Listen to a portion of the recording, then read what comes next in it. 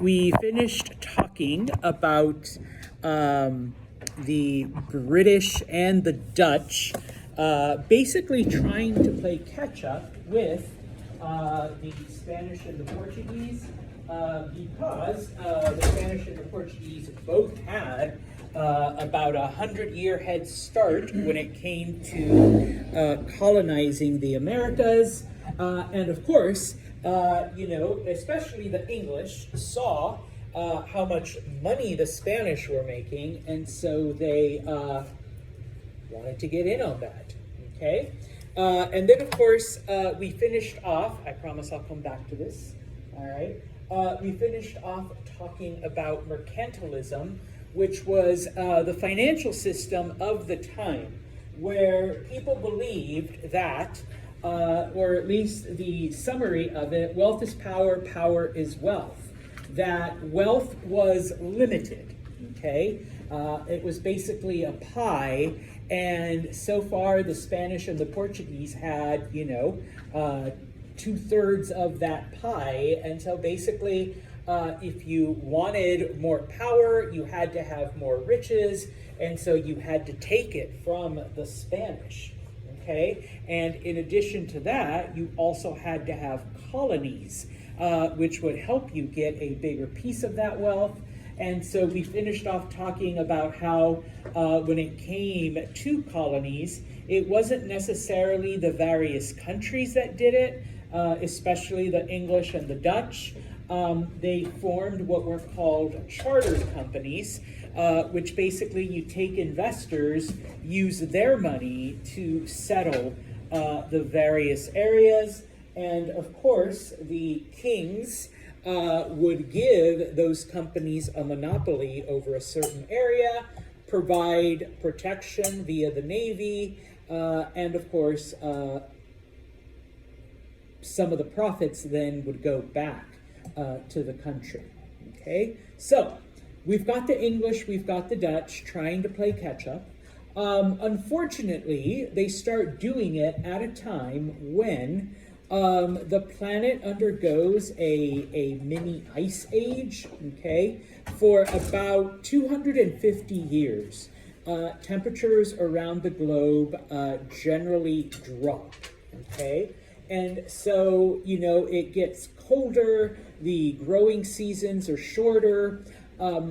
Obviously, at the time, they had no idea, but we can go back now and using, computer models and all of that stuff, and can actually track how, globally, the climate changed for a while. We can also see that the most severe of this was between 1620 and, the 1750s, which ironically is right when the English were starting to set up colonies. So, not only do you have a difficult time in England, but also in the different colonial areas, okay? What brought all of this about? Climatologists aren't sure. Your textbook goes into, some of the ideas behind it. They've been able to track during that time that there were, more volcanic eruptions, throwing crap into the air, and, blocking out sunlight. Ocean currents changed. Just basic knowledge, it's the ocean currents that spread the heat from the sun to some of the northern areas and whatnot.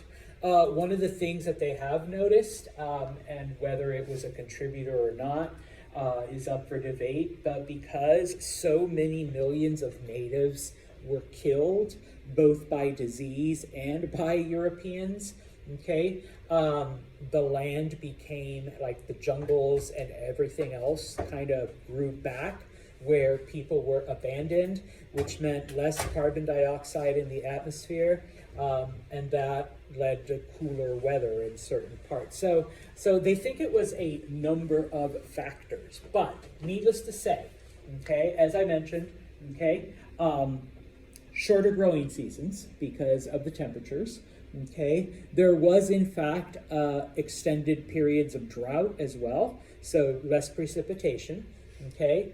The weather was not only colder, but Ironically, it is when the Spanish started, taking all the gold and the treasure and whatnot.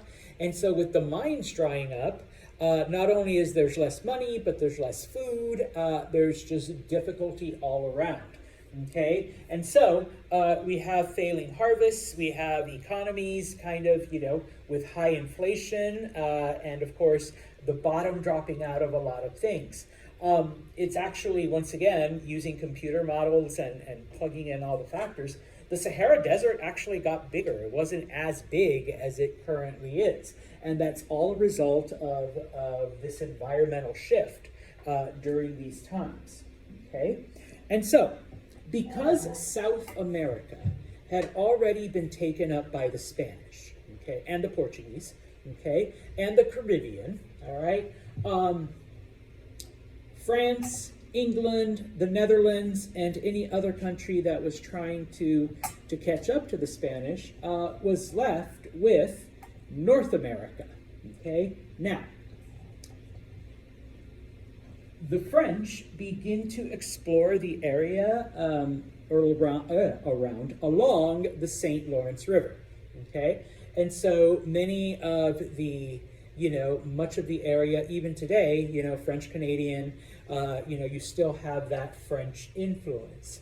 Even though the Spanish had taken over most of South America and Mexico and the Caribbean, they did have colonies in what today is Florida. Okay? Now, the English, of course, their first permanent settlement was in what today would be Virginia. Okay? Now, of course, whereas the Spanish, they had a very small presence in Florida. Okay, so did the French. They didn't have a huge presence in the St. Lawrence Valley, but the English did actually send quite a few people. And as I mentioned, number one, ironically, it's at the beginning of the worst part of this mini ice age. To couple that, in Virginia between 1606 and 1612, we know there was an extended drought. Okay, so the English get there in 1607 and set up the first English colony in the Americas. We already mentioned this. They named it after their king, James I. It's called Jamestown. We don't need to go into all of it because, unfortunately, I can't. This isn't American history. But if you take History 111, yeah, that one, you can learn more about this. We do know, of course, that up to 80% of the settlers died. The reasons were varied, and I think I have it on the next slide. The original English that came to Jamestown, they wanted to just go out and find treasure. They wanted to find gold and silver the way the Spanish did. Unfortunately, there is no gold and silver in Virginia, okay? And so they didn't know how to farm. They didn't know how to do anything else. The few that did know how to farm, well, couple that with colder temperatures, a drought, all right, and, there was rampant disease. It took them a while to realize, like, when they had dead bodies, to maybe not throw them into the river, because then you have to drink water from it, or, use the river as your bathroom. So little things like that. So you did have a lot of diseases. A group of them try to go back to England to bring help. It doesn't arrive until 1610. All right, so it's like 2.5 years later. By then, most of the colony is dead, and so the English attempt to reestablish this settlement. Okay, as far as the Dutch went, they were similar to the Portuguese. They didn't try to establish any kind of colonies. They didn't try to look for gold and silver because they learned from the English there wasn't any in there eventually is, but for now there isn't. So basically they just wanted to trade with the natives. They just wanted to trade with the locals and see what they could make off of them. Okay, whereas the English and French, they wanted to settle down and be able to use the natural resources. So showing you this map again, all right, Spain is this brownish thing, so we've got pretty much all of that. All right, the purple is England, The yellow is France. You can't see it, but the Dutch are right there somewhere. All right, and the pinkish is the part that the French and the English were fighting over. Okay, now, as I mentioned, both the French and the English try to find treasure. Okay, because it worked for the Spanish, it's going to work for us. Well, it didn't. Okay, the French then turned to trading with the natives.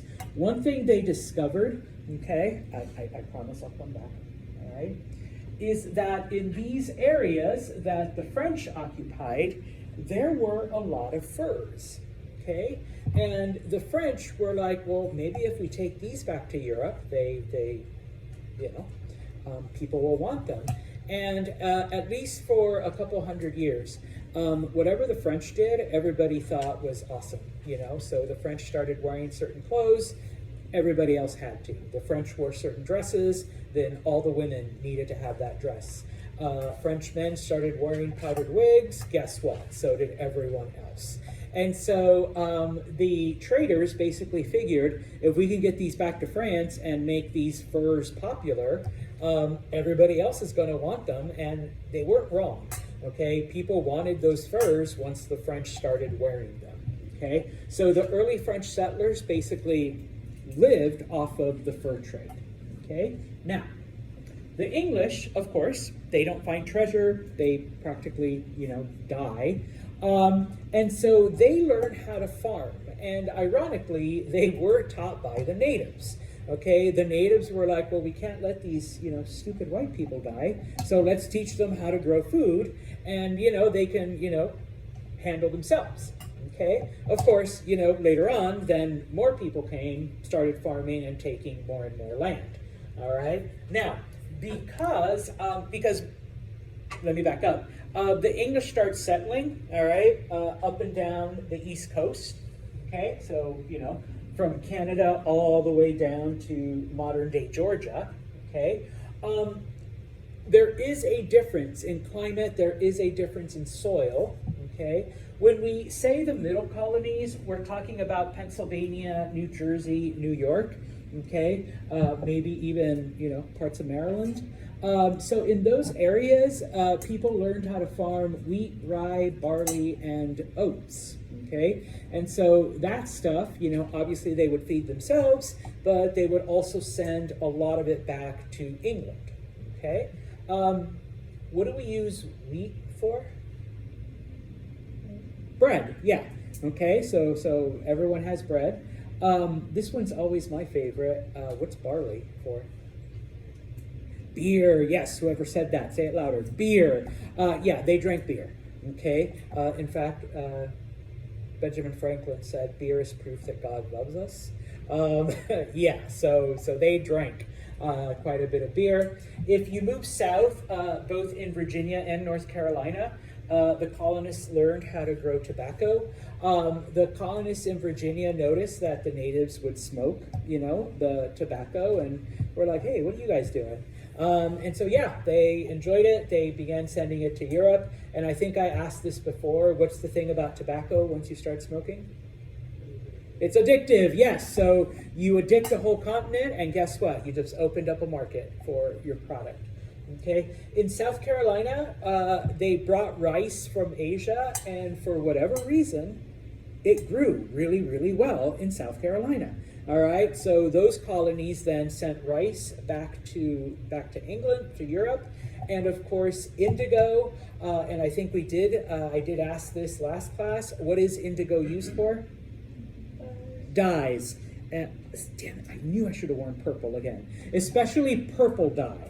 Okay, because purple was considered the color of royalty, and so people literally killed for purple clothes because, oh yeah, that means you're high class, you're rich, obviously, if you're wearing purple. Okay, New England, we're talking about Massachusetts, Maine, New Hampshire, Connecticut, Rhode Island. Not very good farmland overall. All right.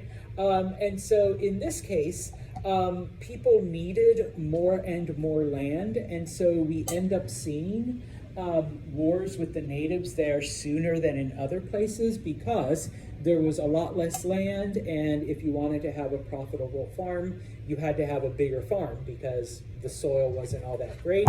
Eventually, New Englanders learned about fishing and stuff like that, and also cutting down the forests for shipbuilding. All right. Now, okay.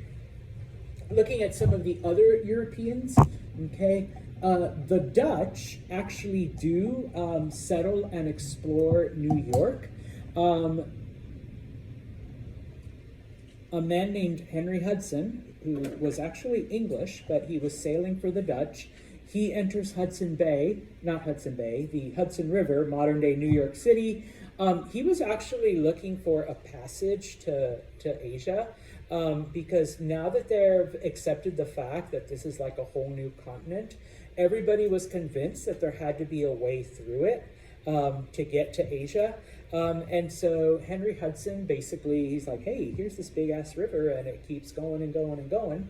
And so he followed it all the way to modern day Albany, okay, before he realized, okay, you know what? One, it's going the wrong way. Two, it probably doesn't go through the Americas. But because of that, then the Dutch claimed all of the land. And so New York was Dutch for a while. We can still see it in some of the architecture, not just in the city, but some of the names of the places. You do have Amsterdam, you do have Rotterdam. When I first moved here, I was like, what's this Schuyler thing? No, it's a Dutch word, it's Schuyler. So yes, all right, you do still see Dutch names. Eventually though, bless you, the English, when they conquered everything, they wanted to get rid of the Dutch because it kind of broke up their colonies. So in 1664, the English took over New York, New Netherland, and renamed it New York, okay? When it came to the French, all right, I could go back to the map, but I'm not going to. The French had the largest claims, but, okay, they didn't have a lot of people, all right, because most of them were fur traders, and obviously they traveled through various places meeting up with the natives, okay? And so in this case, because of the nature of what they were doing, the English were farming, so they had to take land from the natives, and so that almost immediately led to conflict. The French, on the other hand, were only interested in trading for furs. So they didn't actually establish these huge farms or huge cities. The French learned native languages, and that way they were able to negotiate with the natives for furs, okay? Because most of the French that came at the very beginning were strictly men, many of these men married native women. Not only because, they're men, they, needed a woman, but they figured it would be a good way to establish, a trading relationship. Eventually, you end up having what are known as métis, literally the French word for half, half French, half native children, who grow up speaking both French and whatever native language. And in the next generations, they're the ones that become the guides and the interpreters for, bigger groups of French and even English that want to settle in many of these areas, okay? Now, what did the Europeans have that the natives wanted, especially the French, okay, in exchange for all of this fur?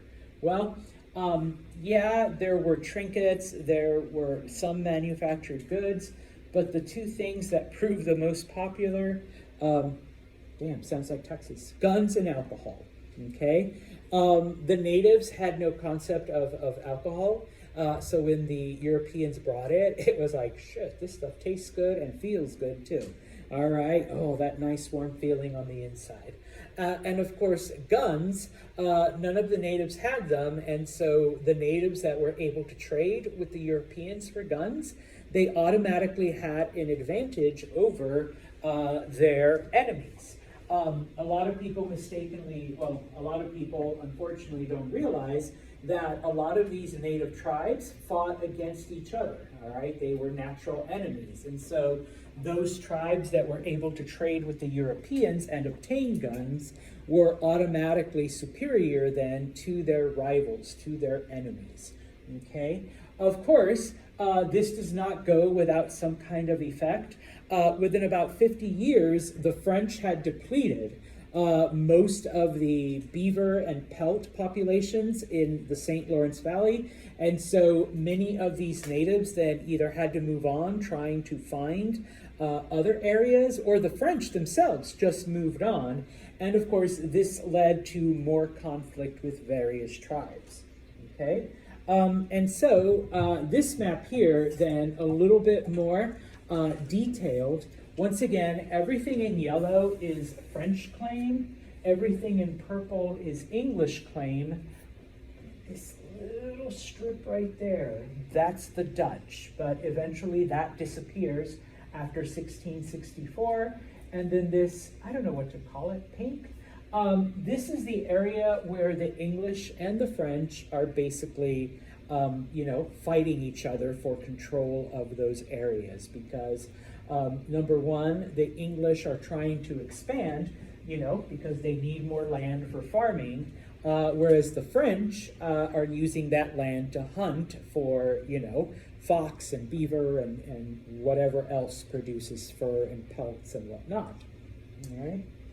Now, despite these claims, okay, Native Americans were still, the majority population outside of those little strips of settlements.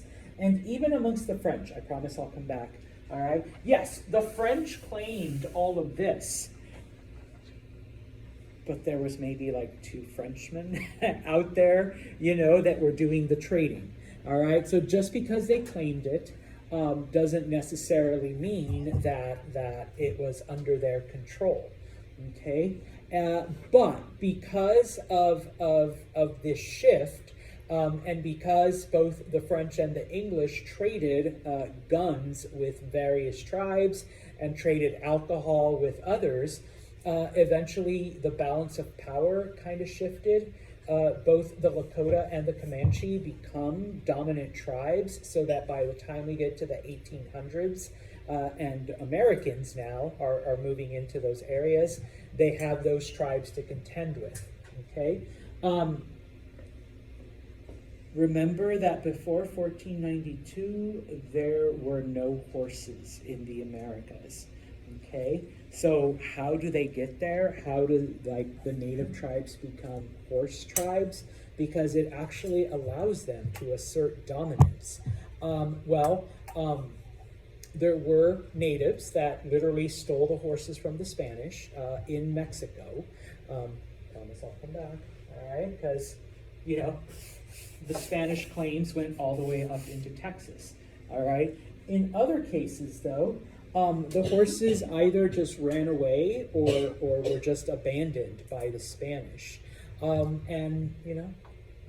Horses did their things, boy horse, girl horse, and now you have horses everywhere. And they reproduced very, very quickly, so that within about, the Spanish got there in the 1500s, within 200 years, there were tens of thousands of wild horses just running along the Great Plains. They were able to repopulate, and because they had so much open space, the area was just filled with them. You'd think they were rabbits with the number of horses that eventually end up in those areas. And so the tribes that were able to domesticate those horses, they were the powerful ones. And the ones that didn't, well, then they became subject to them, all right? So basically, through guns, through alcohol, and through horses, we see then the effect that Europeans have on many of the native cultures, all right? So let's look at this. We will finish off with going back to sugar, all right? Most of the sugar plantations, all right, were on the Caribbean islands, all right, and in Brazil, okay? it was something about the soil and being surrounded by ocean and just the general weather and atmosphere that made the sugar grow, and I mentioned this before, even better than it had grown in Africa, in India, and Southeast Asia. Okay, but of course, once again, it was very profitable. Europeans wanted sugar. Okay, but please be aware that the more sugar that people wanted to produce, you needed more land. By this point in time, people were able to refine it, so you needed to build mills. And of course, the biggest investment, you need labor. You need someone out there to do all of the work. Okay? Now, the environment, well, let me back up. Okay? The British and the French, when they saw that there was no gold in North America, they tried to recreate sugar plantations. Okay? Unfortunately, the weather wasn't right. Okay? Once again, there's something about the Caribbean that made it the perfect sugar growing environment.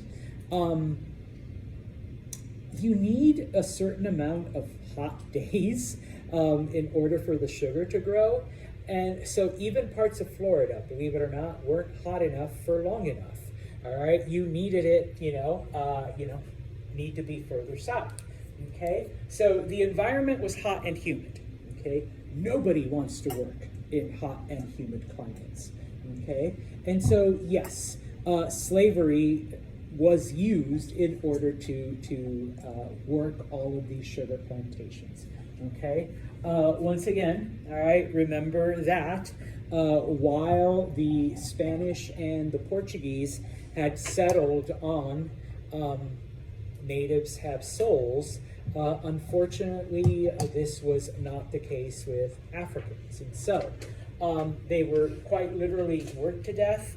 The conditions were atrocious. It's estimated that the life expectancy for slaves on a Caribbean sugar plantation was only about 3 years. Okay, after 3 years, you would probably die from being overworked. You worked 18-hour days, 6 days a week. The Spanish and the Portuguese were still Christian, so they let you have Sunday off. But other than that, okay, it was a life of constant work because the demand for sugar was high.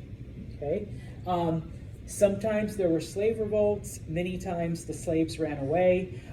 Not so much in the Caribbean, but in Brazil, slaves were able to run away because what is in Brazil that would allow you to hide? Yeah, the Amazon. Once you hide in the jungles, the Portuguese would never find them. Okay, so the British and the French want some of this as well. Okay, and so just FYI, okay, most of the sugar plantations are in these small islands.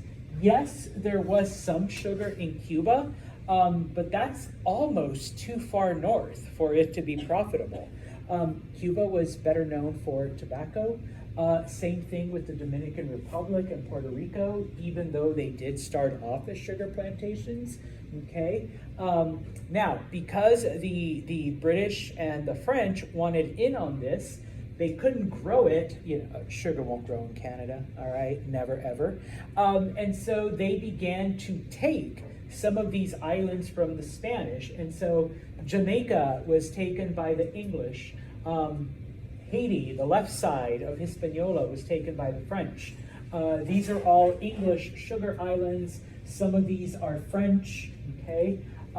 The richest, most profitable one, oh, I got ahead of myself. I apologize. The English took Jamaica from the Spanish in the 1740s, and that one became the most profitable sugar plantation for the English. Okay, Haiti, on the other hand, in the 1660s, the French took it. Okay, from the Spanish. They didn't take the whole island because the right side of the island, as I mentioned, didn't grow sugar that well. It was better for tobacco. But the left side of the island, okay, Haiti became the wealthiest, the richest sugar colony until it won its independence in the 1800s. Okay, so for almost 200 years, actually more like 150, France got mega rich off of all of the sugar out of Haiti. Okay, it is estimated, and obviously, from the records that were kept, that Haiti by itself, this little thing, okay, produced more sugar than all of the English and the Spanish colonies combined. So, promise I'll come back. Okay, so all of these put together, okay, didn't even come close to what was produced there. All right, so the French were mega rich. But what did it all come from? Who worked it? Yeah, slaves. Okay, it really didn't benefit any of the slaves. It benefited the white French owners and France, basically. Okay, that's what basically gave France most of its money during those times. Okay, now, like I said, we'll finish off with this. Okay, and just to give you a brief history. Remember that both the Spanish and the Portuguese tried to enslave the natives. Okay, at some point, well, they died from diseases and they died from overwork, and then they had to stop because the Pope declared that they were in fact human, that they did have souls. All right, so we really can't enslave them anymore. In North America, the French and the English tried to enslave natives, but they fought back. All right, so that wasn't going to work. Now, the English started to do what was known as indentured servitude. Okay, what is that? Does anyone know?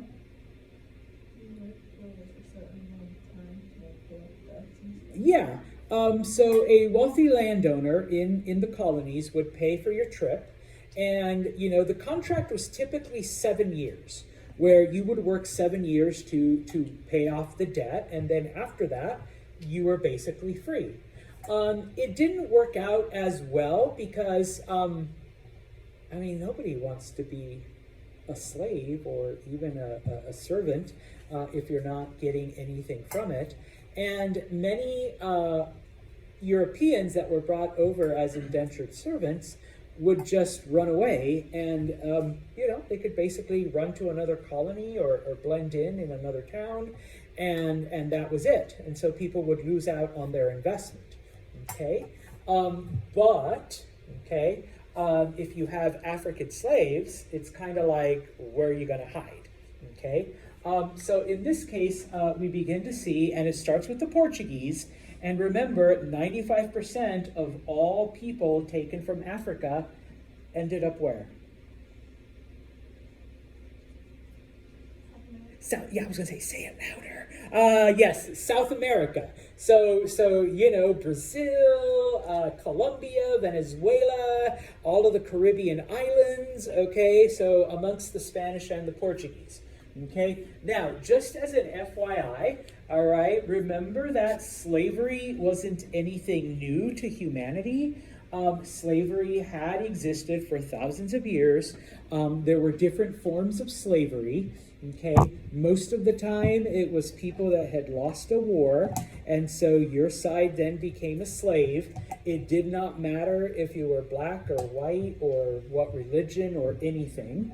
Okay, in fact, that's where we get the word slave from Slav, which are those Eastern European people who, were captured or defeated or whatever. Okay, Africans themselves already had experience with slavery. They had bought and sold people either across the Sahara Desert or various ships that would come to East Africa. Okay, but when Europeans arrived, it was taken to a completely different level because we have these sugar plantations in the Americas. It requires a shit ton of labor. And our slaves don't last very long, okay? So we need tens of thousands, eventually hundreds of thousands, eventually millions of people, all right, to work these sugar plantations. The main trading item that the Portuguese and the Spanish used, and then later on the English and the Dutch, were guns, okay? The various African tribes that exchanged slaves wanted guns, okay? And so it wasn't just the Portuguese eventually, but every European power would have trading posts along the various coasts of Africa, okay? Slaves, once again, they were seen as subhuman, they were seen as cargo, so that, you know, just like with any kind of cargo, if you want to maximize your profits, you want the most amount of people possible in those ships, okay? And they were treated as cargo. It was expected, ship owners knew, that they could lose up to 20% of the slaves that they were taking to the Americas. So they would try to, well, the more slaves we can put on the boats, the less our losses will be, okay? Most of the slaves taken out of Africa were men, okay? But then eventually Europeans realized that, yes, female slaves could be used for different kinds of labor, and whereas historically, slavery was not perpetual, okay? If you were captured in battle and you were enslaved, your children were free, or you could expect to buy your freedom at some point. When it came to African slavery, though, unfortunately, it was seen as perpetual because, once again, Africans didn't have souls. So in this case, if you didn't want to continually spend money on going to Africa and bringing more people, then if you brought a couple of female slaves, then now you could breed and, you know, continue having more and more slaves, okay? And so that's where we see that change in the view of slavery, okay? And so once again, to show you the illustration, yes, there were still slaves, you know, going across the Sahara being sold in different parts of the Muslim world. There were still slaves being taken across the Indian Ocean to other places. But 95%, once again, remember the 95, went not only to the Americas, but specifically to South America, all right, and the Spanish colonies and the Portuguese colonies. And of course, since now the English are here and now the French are here, then they start getting into the whole slave market. Less than 5% actually end up in what today would be the United States, all right? This then shows where the majority of the slaves came from. Yes, the Portuguese and the Spanish kind of started off here, but eventually these areas kind of, you know, ran out of people, or at least ran out of people they could capture. And so for most of the history of slavery until the 1800s, the majority of them were taken out of Central Africa, okay, where all of the European powers, especially the Portuguese, set up, you know, these enslavement areas that could then, you know, almost 6 million people were taken out of modern day Congo, all right? Okay, sorry, 2 more slides. Now, for the most part, with the exception of the Portuguese, for the most part, Europeans didn't actually go in and capture, kidnap slaves, all right? It was other African tribes. It was the ones that wanted to trade guns for, you know, whatever, okay? And so in this case, we see then that This obviously has a dramatic change in power and politics in these areas. Okay, before the Europeans arrived, Africa was just like any other place where wealth was measured by how much land you had, how much cattle, how many possessions. Okay, after Europeans arrived, wealth is measured by how many slaves you can catch and sell to the Europeans. Okay, because not only did they provide you with goods, but they provided you with guns, which allowed you then to enslave more people and maybe even, go to war with other kingdoms. Okay, you could then take whatever you wanted from them. Okay, in fact, in the Congo, all right, which once again showing you the map, became the area where the majority, the bulk of all Africans were taken from. They actually, went into civil war because different tribes were like, we want to do business with the Europeans, so they would fight each other for control of the slave markets. Okay, the irony or the sad part is that eventually the Congolese were also enslaved once they ran out of other people to capture.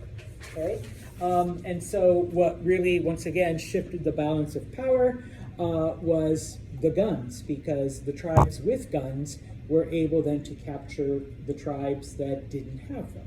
All right, and so those were the tribes that eventually were enslaved and taken out of Africa.